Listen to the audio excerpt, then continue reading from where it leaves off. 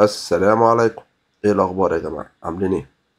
النهارده ان شاء الله نبدا نحلل الذهب واحده واحده كده، لان الذهب يعني عمل حاجه انا ما كنتش متوقعها بصراحه. ماشي، ومع العلم انا ما كنتش متوقع ان الذهب هيرد من الاوردر بلوك ده. زي ما قلت لك ان هو الذهب مش سايب لي تحت السيوله، ولكن انا برضو خدت صفقه بيعيه من هنا وبعتها لكم على التليجرام. ليه؟ انا بشتغل ماليش دعوه بالتوقعات، انا بشتغل على حسب ما الذهب بيديني. البرايس اكشن بتاع الذهب هنا قال لي ايه؟ قال لي والله انا ههبط اهو، ساب لي شويه سيوله نشرح الصفقه دي ان شاء الله وننزلها. ولكن انا بقول لك يعني انا ما توقعتش ان السعر ينزل من هنا، ولكن اداني شويه دلائل ان هو ينزل. لا بيع يا باشا، خلاص استهدف وخلصت. ماشي. فهنبدا نتكلم واحده واحده. ليه؟ انا زي ما قلت لكم انا مش متوقع ان السعر يهبط من هنا. اولا زي ما انا قلت لك احنا في اتجاه هابط خلاص، والسعر طالع يصحح، فما فيش اي مناطق اهتمام غير الاوردر بلوك ده. طب هل السعر وهو طالع ساب لي السيوله؟ لا، ما سابليش اي سيوله ان السعر ينزل. تمام.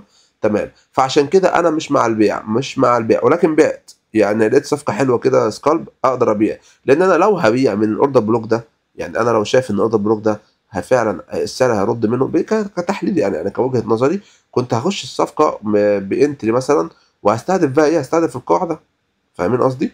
بالانتري بقى هتبقى صغيره كده ولا حاجه، وابدا استهدف المناطق دي. ولكن انا استهدفت سكالب كده حوالي 6 ار 7 ار في المنطقه دي. ليه؟ لان انا برضو لسه مش مقتنع ان الدهب هيبدا ينزل. كانت تقريبا هي المنطقه دي. لا هنا سوري، في المنطقه دي. ممتاز، وبعتها لكم على التليجرام. طيب ما بعتهالكوش تخشوها، انا عارف، انا ده بعت لكم ان انا دخلتها يعني وكنا هنخش صفقه من هنا برضو، ولكن السعر ما خدمناش. طيب ايه اللي هيحصل مع الذهب؟ يعني احنا شايفين الذهب فين دلوقتي؟ بص يا سيدي، انا بالنسبه لي برضو مجرد وجهة نظر ان الذهب بقاله يومين في صعود زي ما احنا شايفين. ممتاز كده. ادي واحد اتنين. طبيعي جدا وبديهي ان الذهب يصحح، طبيعي جدا طبعا، وهو اصلا عند منطقة اهتمام فيصحح له. انا قلت عشان كده قلت 100 بيب 200 بيب وهكذا. طيب انما الذهب صحح بتاع 500 بيب، وخد لك السيولة دي اللي هي اليوم اللي قبليه. لو فتحنا اليومي هتلاقي ان هو خد السيولة دي وبدأ ايه؟ يهبط. وبدأ يصعد. سوري، يعني مجرد ما خدها بدأ يصعد.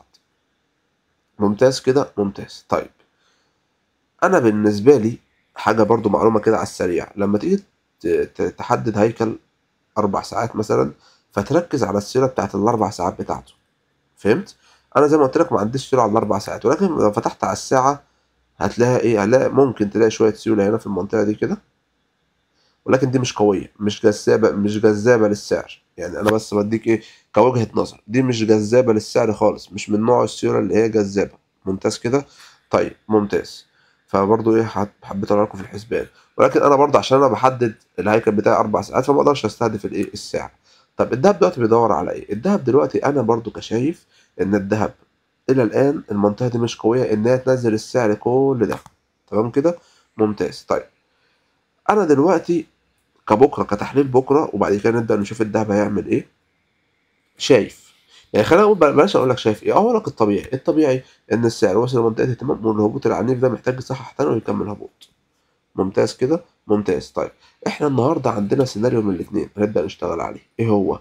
هنبدا احنا بقى، يعني انا دلوقتي الدهب جاب لي سيوله ال4 ساعات في المنطقه دي، والاغلاق ده مش مريحنا. عارف انت لو كان اغلاق تحت كده شويه كنا نقول لك السعر هيبدا ياخد المناطق دي. ولكن انا بالنسبه لي برضو عارف انت متحير.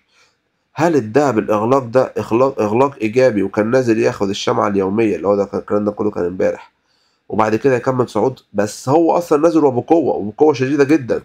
فاهم قصدي؟ ف بنسبة 100% او 90% نبدأ نعتمد على البرايس اكشن. ازاي بقى يا سيدي؟ اقول لك. أنا دلوقتي الدهب لو بدأ يصعد واحدة واحدة من المناطق دي،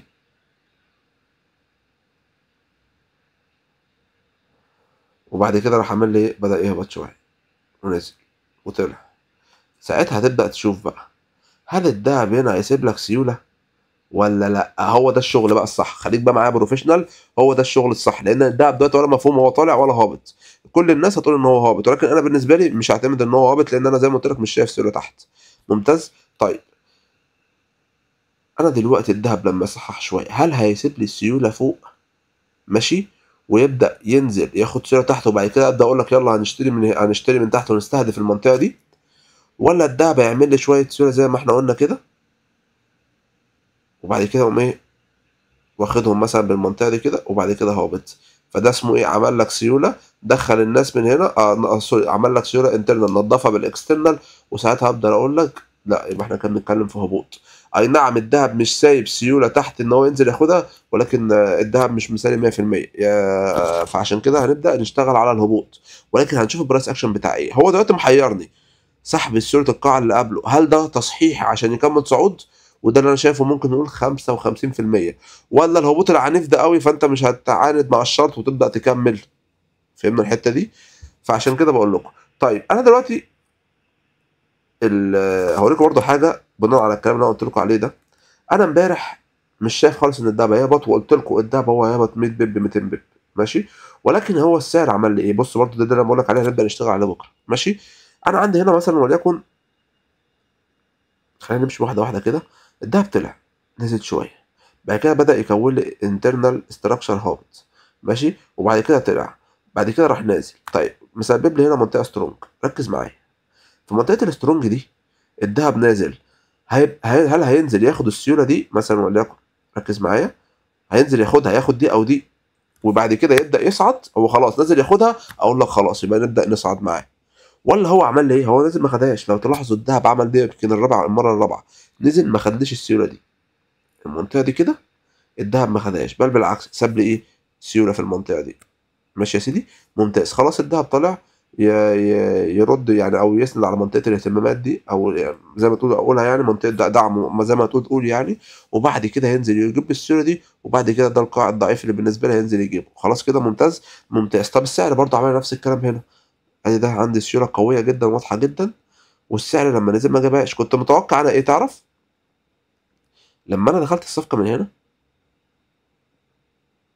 كنت متوقع حاجه واحده بس، ايه هي؟ ان السعر ينزل يجيب لي السيوله دي. بص قد كده، دي نهايه، لا دي اللي احنا قلنا عليها دي. كنت متوقع ان هو يجيبها، ركز معايا،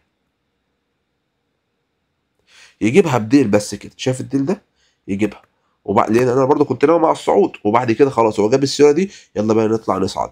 ولكن ان هو ما جابهاش وبدأ يصحح، رحت جريت لكم على طول، جريت على طول على التليجرام، يلا في صفقه. خلاص القاعين دول هيتجابوا اتجاه هابط النهارده بنسبه 90%، وانا اول مره اقول 90% على فكره في صفقه يعني. فاهمين قصدي؟ فعشان كده قلت لكم لا تعالى يلا نخش من هنا. المهم ما توفقناش يعني، ما اداناش انتري. ولكن عشان كده بقول لك هو الذهب هنا اداني اشارات بالبيع سواء هنا او هنا. فهل هو وهنا وهنا هيبدأ يعمل نفس الكلام كده وينزل ياخد لي الصوره دي؟ يا سلام، تارجت هنا وتارجت فوق بقى كمان. فاهمني؟ ولا هيعمل لك شويه صوره ويطلع ياخدها وتبدا تقول خلاص هو سلم فوق، تعالى بقى ندور على تحت هو يبدا يعمل لي ايه.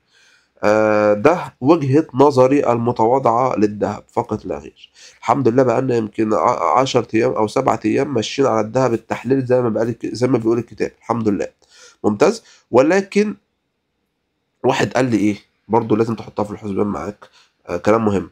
واحد قال لي يا عم طب انت مش متوقع ان السعر يرد من هنا، ليه دخلت الصفقه من هنا؟ زي ما قلت لك انا مشيت على البرايس اكشن. انا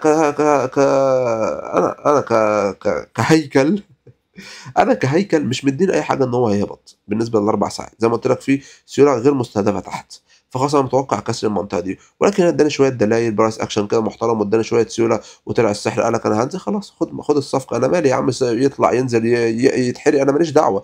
انا ليا باللي انا بشوفه على الشرط، وبناء عليها ببدا اشكل سيناريو لنفسي. فهمنا الحته دي؟ طيب ده كل كلامي. فان شاء الله هنبدا نشتغل على برايس اكشن، وانا لما يحصل برايس اكشن للسعر ان شاء الله بكره كده على الساعه 12 واحده الظهر هتلاقيني بعت لكم صوره التحليل. يلا اتمنى اكون فدتكم، والفيديو ده مهم جدا، مش مجرد تحليل ذهب، مجرد ان انت تبص نظره كده عامه على السوق ان شاء الله. وبس يا سيدي اتمنى اكون فدتكم. ولو انت اول مره تشوف الفيديو هتلاقي الرابط بتاع التليجرام بننزل عليه يعني جميع التحليلات هناك. وبس يلا السلام عليكم. مستني رايكم برضه، مستني رايكم هل الذهب صاعد ولا هابط؟ ماشي، يلا السلام عليكم.